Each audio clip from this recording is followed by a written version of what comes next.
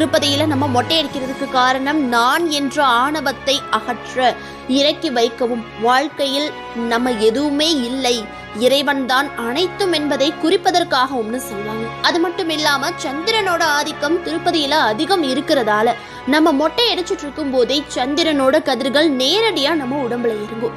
இதன் மூலம் மனிதர்களின் மனமும் அறிவும் ஒருநிலைப்படுமா.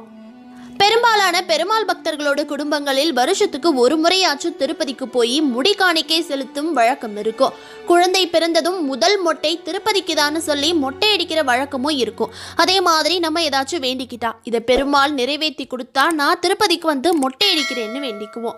பொதுவாகவே மனித உடலில் இயல்பாக வளரக்கூடியவை முடியும் நகமும் மட்டும்தான்.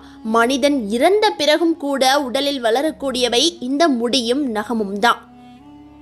ஒரு மனிதனோட உயிர் உறையும் இடமாக முடியை கருதுறாங்க.